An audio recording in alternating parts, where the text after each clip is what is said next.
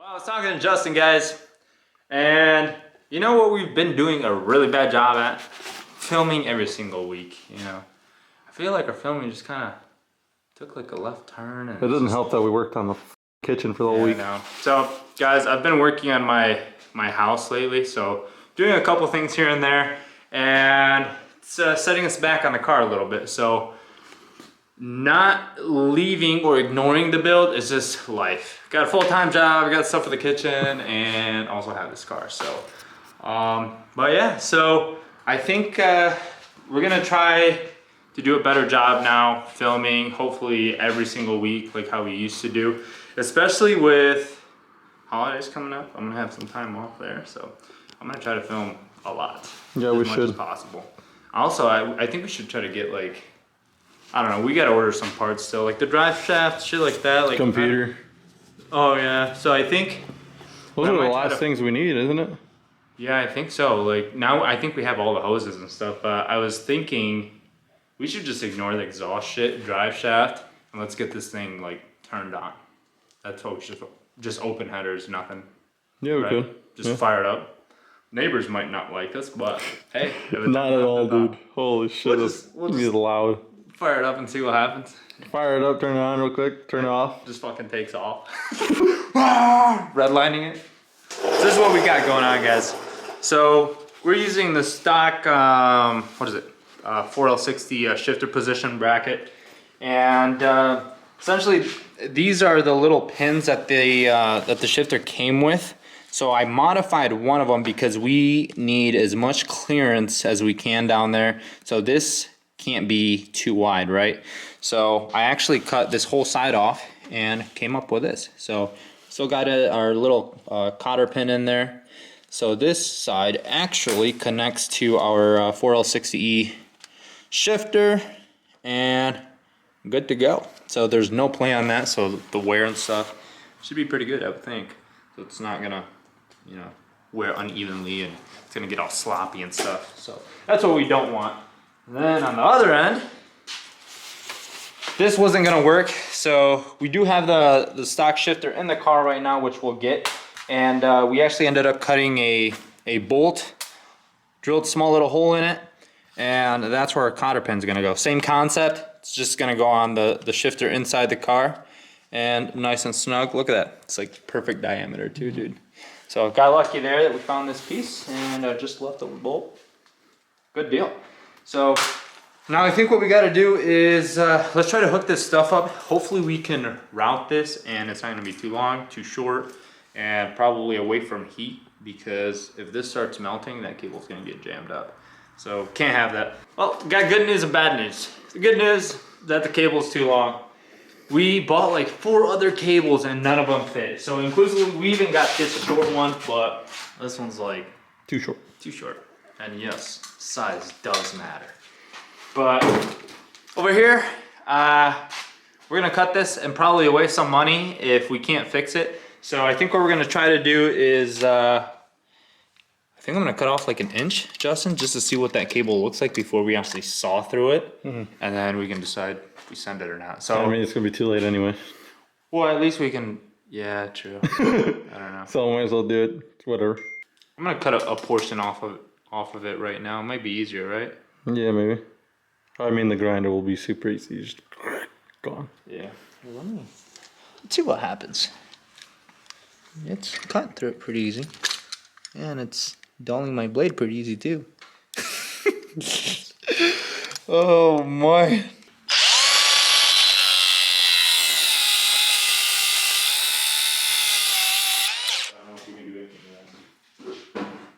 I don't think that we might still be able to weld it. I think so.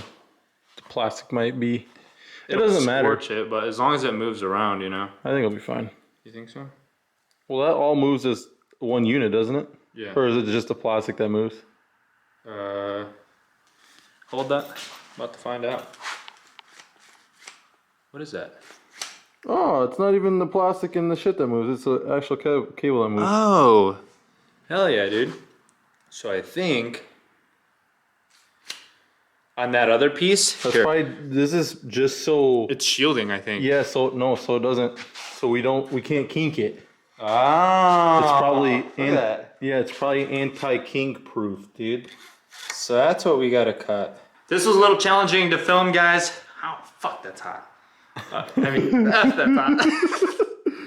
So we actually welded the cable. So we added a little spot weld. I mean, yeah, it's a little big, but hey, that's probably one of the smallest welds we've ever done. So like right now. So what we ended up doing is we obviously cut a piece of cable about a foot, and we slid a piece of nylon on it. It's actually a fuel line.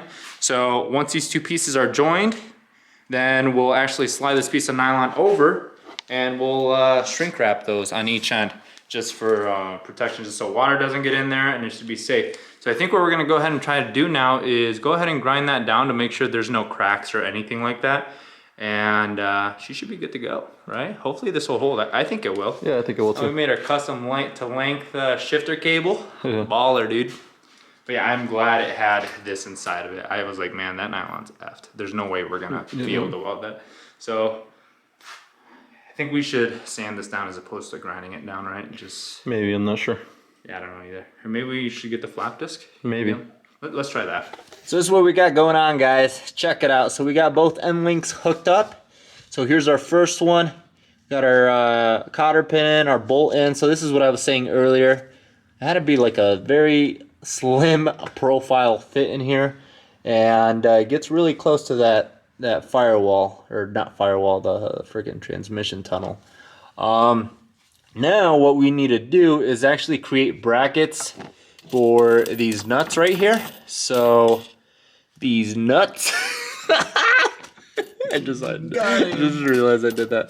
But so what I'm thinking is maybe we'll use some angle iron for rigidity. So maybe we can attach it to the side of transmission, or maybe something from here. We got to figure that part out. Over here, gotta move our way back. Sorry for the crappy shots, guys. We don't got a lift. But so there's the other end. It's all hooked up to the shifter. What we're gonna do is going to make a bracket coming off this bolt, and then it'll probably be an open, maybe 120 degree, maybe piece of open iron. Angle iron. We're gonna try to get that to slide over these two lock nuts, and then yeah, so hopefully it'll stay in place. Hopefully it won't flex, and we'll see if it shifts. So I think we should start off with this one first, Justin. It's probably gonna be a lot easier. Yeah, I think so too. This one's a little bit more clear. I'm not really sure what I'm gonna do over here yet, but let's come out of the car and we can start cutting that piece up.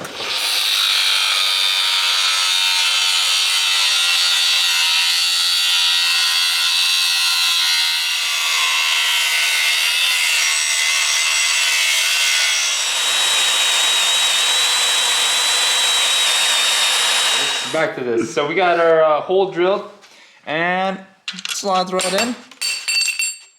Get this slide right in. Okay. And next thing we got to do, which we might, hey, we have an extra shifter cable, so it's a good thing. So we need to, I think I'm gonna get one of those Christmas tree drill bits, and you're gonna have to drill through it. Well, actually, it's gonna have to be on the side, right? Slide it in. So, thinking maybe it's gonna have to go over here. So I'm gonna go ahead and punch this side. We'll get our Christmas tree drill bit, then maybe we'll be able to clamp it on. She'll be all set, dude. So this is actually gonna slide in like that. Well, it's gonna be this way. And ta-da! And we just tighten those sons of bees. Put a little bit of Loctite on them. That's not going anywhere, right? Yep. I think that'll be. I think that'll be pretty good, yeah. Right?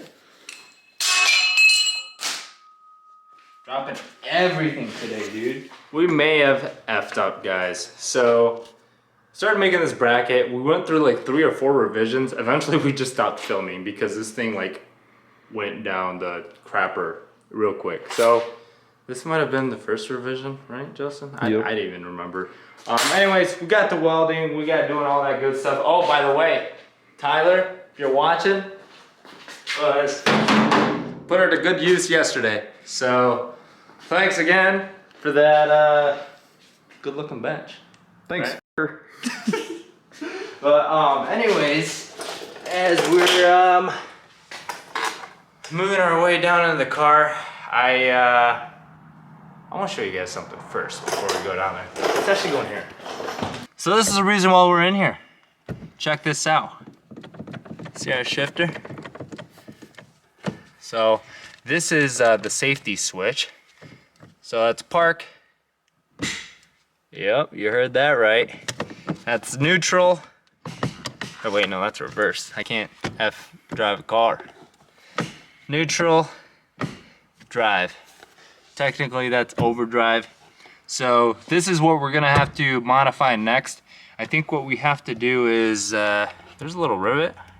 I'm guessing we can just drill that out and then we'll make another notch down here for another gear position, and that will be our drive. So we got, that's drive again, and neutral, reverse, park. Seems pretty good. I think when you're driving though, and I think it's just like common sense, when you're driving, you always lean left. And you know what might be a good idea, Justin? Is that when you 3D print this, maybe, I was gonna say maybe don't make these corners as rounded so it hooks better. So it doesn't slip. Yeah, but I don't think it will. Just, I feel like it's weird because I'm the left-hand side. Yeah. So, but once you're there, I think people just tend to like put pressure towards the right. Here, hold on.